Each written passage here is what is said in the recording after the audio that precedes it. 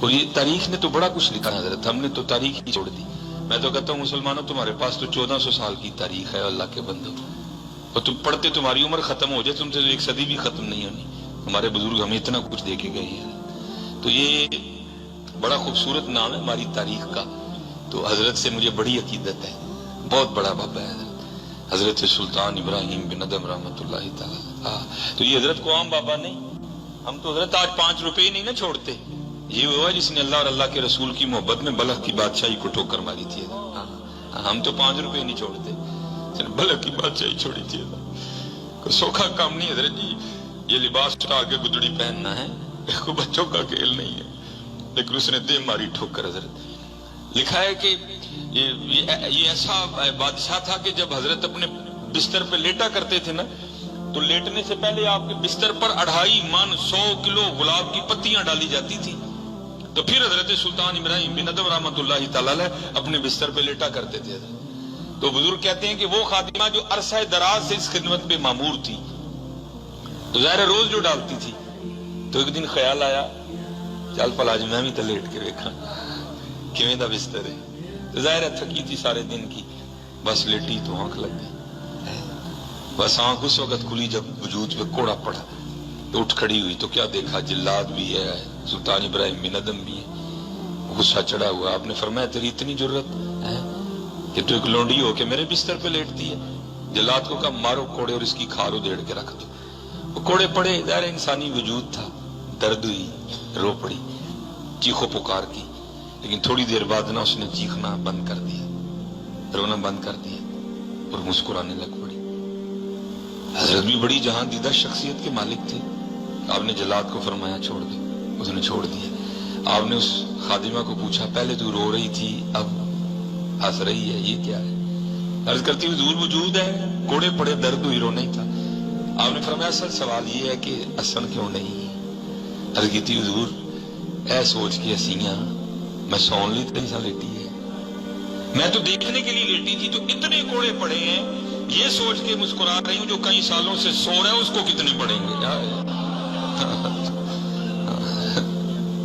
جڑا کئی سالوں کو سون رہے ان کتنے پڑیں گے.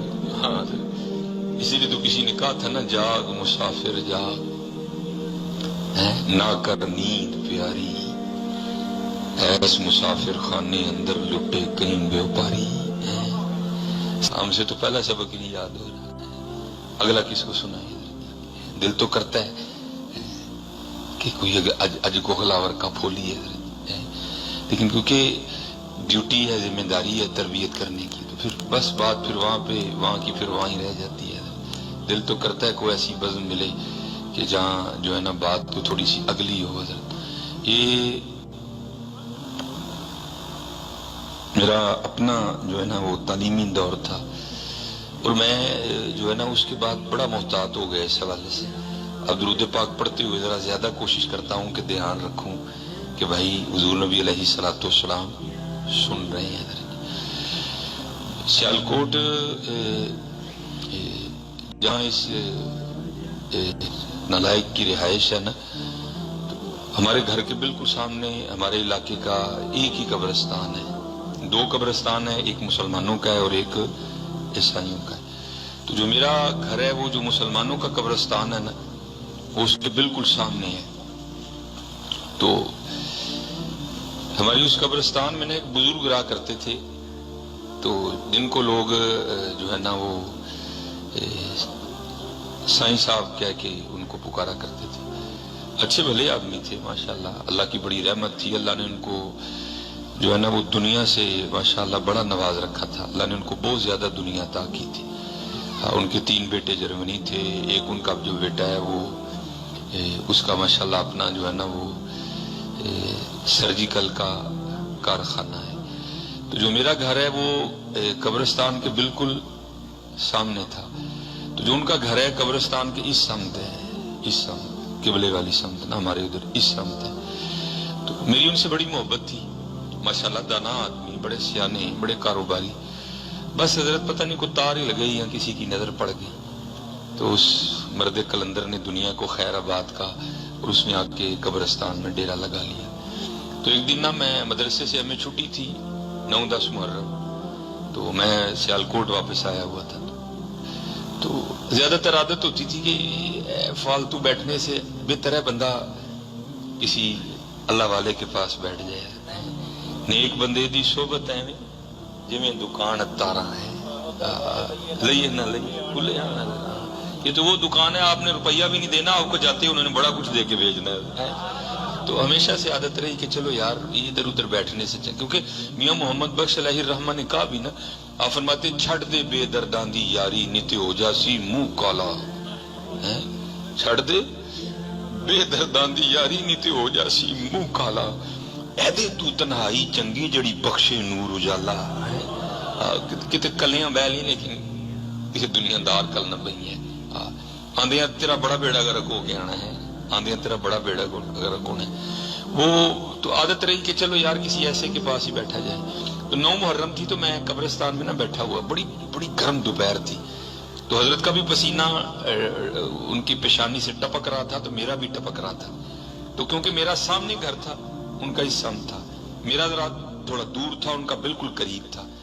तो अब तो आ गए ना ये चिल्लर वगैरह आ गए, तब वो विंडो एसी होता था, तो उनके घर का ना विंडो एसी चल रहा था, आवाज भी आ रही थी। तो मेरे दिल में ख्याल आया, वाह वाह वे की कीते किड्डा यख ठंडा कमरा होना है, कितने आके सड़न डे। तो मैंने अर्ज भी कर दी, मैं हजूर वेखो ना किड्डा यख ठंडा कमरा है, तो ऐ की कीता जी। तो मुझे बड़ा जबरदस्त जवाब दिया, मुझे फरमान लगे मौलवी सुलेमान एक गल ते दस, मैं जनाब वो खीर और ठंडा कमरा छड़ के किथे आना है? मैं जनाब इत्थे ही आना है। फरमान लगे 4 मुंडियां ते जो आना ही मैं आप ही आ गया। 4 मुंडियां ते जो आना सी मैं आप ही आ गया। अल्लाह हज़रत, मैं आपको ये तालीम नहीं देने आया कि आप ज़ारे कब्रिस्तान चले जाओ, और ना हमारे नबी करीम अलैहिस्सलाम की ये तालीम है। नबी अलैहिस्सलाम ने इसको पसंद नहीं फरमाया, हुज़ूर नबी अलैहिस्सलाम ने मुआशरत को पसंद फरमाया। बस इतना कहूंगा यार, जिथे मर्जी रहो, कोठी च रहो, कार च रहो, बंगले च रहो, चुग्गी च रहो, बस इतना याद रखियो जाना सी कब्रिस्तान ही है। इतना बस याद रखना, बच जाओगे। इस वहम में ना पड़ जाना कि हमने नहीं जाना, बस इतना याद रखना कि जाना हमने भी कब्रिस्तान ही है। बस इतना बस याद रखना, वक्त अच्छा गुजर जाएगा। जिस दिन भूल गए ना उसी दिन काम खराब